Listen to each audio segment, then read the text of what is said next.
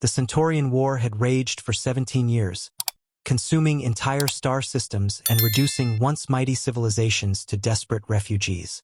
The Vel'kari Dominion, with their reality-warping technology and bioengineered supersoldiers, had systematically conquered the Outer Rim territories.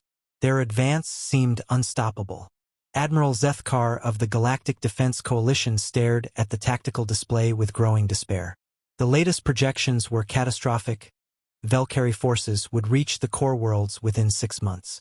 Their weapons could literally rewrite matter at the quantum level, turning entire fleets into harmless debris with a single pulse.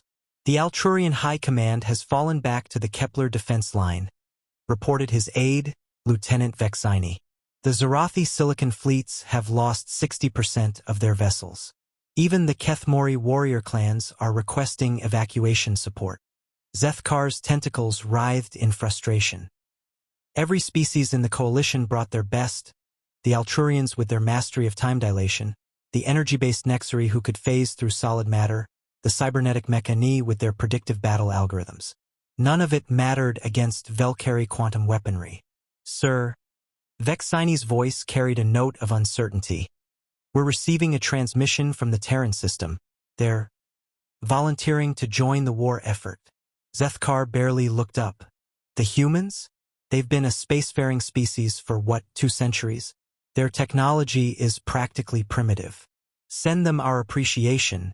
But, Admiral, Vel'kari interrupted, something she'd never done in 15 years of service. They're not asking to send ships. They're asking for the location of Vel'kari High Command. High Command? That's suicide. It's protected by 17 defensive rings, each one capable of destroying a battle fleet. The Vel'kari homeworld sits behind quantum barriers that have repelled every assault force. The display suddenly lit up with proximity alerts. 3 human vessels had just emerged from hyperspace at the edge of Coalition territory. Not battleships or carriers, but simple exploration craft that looked almost quaint compared to the sleek warships of other species. Captain Sarah Chen's image appeared on the communication screen, her expression carrying the kind of calm confidence that made seasoned warriors nervous. Admiral Vel'kari, we're here to end this war. We need the exact coordinates of Vel'kari High Command. Captain Chen, I appreciate the gesture, but 3 ships against the most fortified position in known space. Oh, these aren't warships, Admiral. These are delivery vehicles. Something in her tone made Vel'kari's blood run cold. Delivery vehicles for what? Chen smiled, and somehow that expression was more terrifying than any weapon. We've been studying Vel'kari quantum manipulation technology. Fascinating stuff. They can rewrite matter, alter physical laws in localized space, even manipulate time flow. Yes, which is why they're impossible to defeat. Actually, Admiral, it's why they're about to lose. Chen gestured to something off-screen. See, when you build your entire civilization around manipulating quantum states, you become completely dependent on quantum coherence.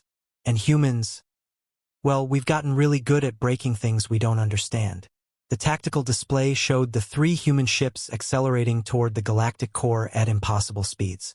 They weren't using conventional hyperdrive or even exotic matter propulsion. They were simply moving faster than they should. What did you do? Vel'kari whispered.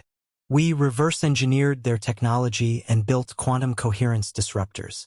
Essentially, we created devices that make quantum manipulation impossible in a spherical area roughly 3 light-years in diameter. Vel'kari stared at the human captain.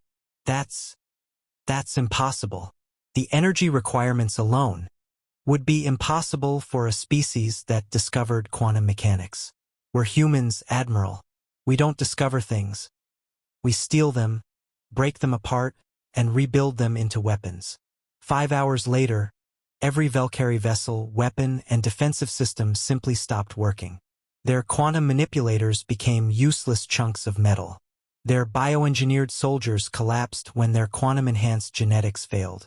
Their reality-warping shields winked out of existence. The war didn't end with a massive battle or desperate last stand.